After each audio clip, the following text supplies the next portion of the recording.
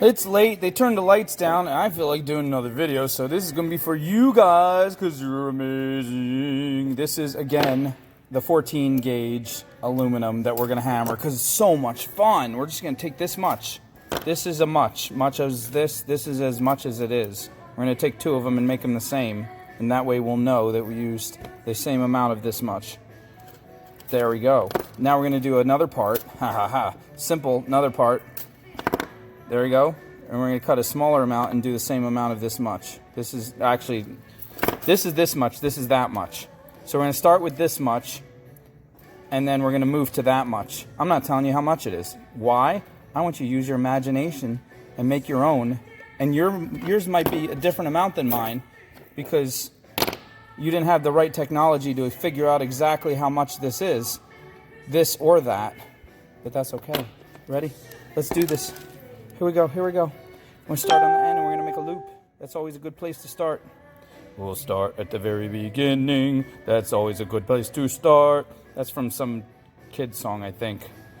But anyway, here's our nice loop, right? And we always go like this to make sure our sharp end is totally hidden. Don't squeeze too hard because this aluminum is real soft. It's like butter.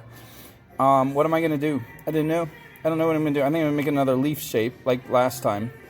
But this time I'm going to go a little smaller. And like before, I'm gonna make that sharp. Make that sharp end. Does that look sharp? No, it does not. Let's make it sharper. Squeeze there. Squeeze here. Squeeze it. Squeeze the Sherman. Just go like that, and then pinch it right here. You gotta be careful you don't slip. You'll scratch it. Just pinch it very carefully. See, I'm holding it from all different directions. Keep it very firm, gently but firmly. Pinching that. Just pinch it, right? Get it nice and tight, and then we pull it back out again. See? That's nice. That's very nice. Okay. Now we're going to come around like this. Whoa. What is this? We're going to grab it on this end right here. And make sure you got a good grip, good firm grip. Don't squeeze it like crazy, but pretty firm. And just wrap it around itself. And I'm going to start to make a swirl. This is what's known in Dutch as a swirl. In French, it's known as a swirl. In German, it's known as a swirl. In Russian, it's known as a swirl. Wait, no, that sounds more like Flemish or something. I don't know all the languages. What do you expect? This is a jewelry tutorial, not a cultural language exposition. So, we got that in, and we're going to make it nice and tight. Make it nice and tight. I'm going to change the angle. Look, you can change the angle of this. Just because you bent it one way doesn't mean you can't bend it back without it looking like you left the mark of the first bend. You just got to do it just right. You got to do it in little angles all over the place. And that way you can kind of disguise your former bend and unbend it and rebend it the way you want, and no one will know the difference. Right? Right. I'm glad you agree. You guys are so agreeable tonight. Okay, I think this looks cute. I'm going to curl this a little more. I'm going to open it, tuck it a little tighter. And then I'm going to curl it a little bit more, like this. Oh yeah, I feel like that's even cooler than before. Even more, even a little more. There we go. I like it a lot. Do you like it? I'm going to take this one and try to make it look exactly like that one. Voila. I think that's pretty close, don't you? Yeah. Now we flip them. Flip them. Haha, now they look like opposite mirror images. Oh, I will call these the little happy snails. These are called the happy snail earrings. I just decided it. Okay. Now, let's do our second one. We did the this lengths, now we do the that lengths. This lengths, I don't even know what we do. Whatever we want. We keep this very simple. Very simple. We just do the loop. This is all the loop. Okay, do the loop. And then we do curl the loop a little bit. And then we go backwards and do the other loop the other way. And we just make one giant swirl.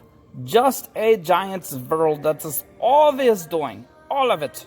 All of it is a giant swirl. Nothing more, nothing less. It's a giant swirl. One's like that. It's touching right there. Okay. Beautiful swirl. Make another one. Close enough. Flip them again. Again, we flip them. Here we go. Now, we make this swirl. How we want this. Oh, no. Let's do it like this. Make the little tip is the bottom of the earring because it's nice to have the tip at the bottom. I think this is good. Should we do it this way? No, I like this reversed. Okay. Sauce is good. Sauce is good. Sauce is wonderful. It's time to do the hammering. Hammer, hammer, hammer. Hammer time. We got the baby anvil that we stole from the little tiny elves in the woods. Yeah. And so we don't hurt the table. We put a little plastic and a little bit of leather. We have a weird piece of leather. Don't ask me why, but it's enough. It's just enough. And we do the hammering. Now it's better as you do hammering on the floor if you have concrete or tile and you put the leather underneath. Tabletop, no good because it shake the whole table and make a loud noise. But we only have light on tabletop, so you have to bear with noise for now. Okay.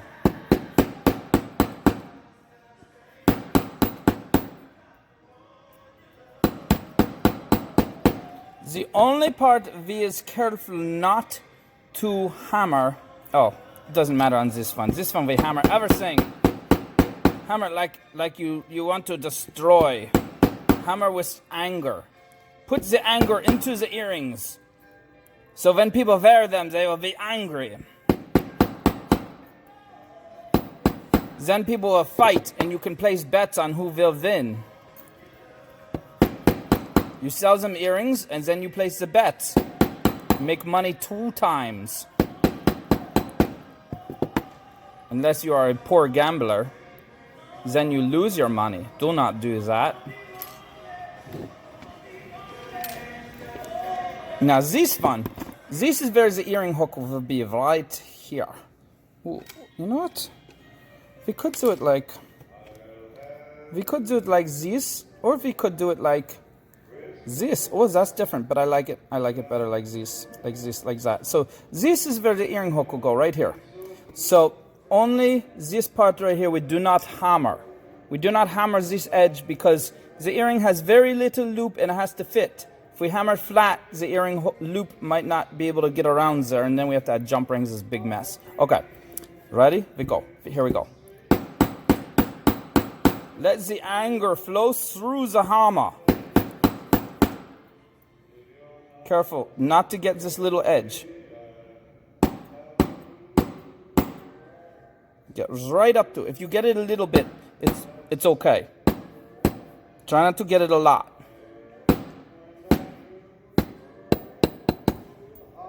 Okay, next tool. Now, here is another option you can do. You can take, this stuff is so soft, you can take other tools and do things. You can take like a little nail and hammer the little nail, make little dots, or a screwdriver. Just be careful not to go too hard and break it. But you can take a round nose pliers like this and watch this. Make little indentations. Patterns. Oh, now it really looks like a snail. So pretty, see? It's like a snail, so pretty. So be careful not to squeeze too hard, but it can go very quickly.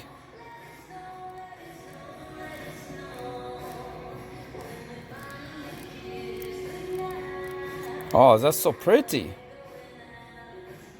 Or not, if you don't like it. See if we can make dots. Oh yeah, dots.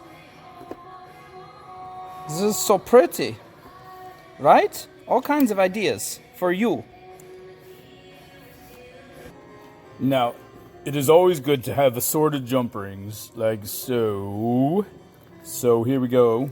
I'm going to use some 10mm jump rings to connect these guys right there.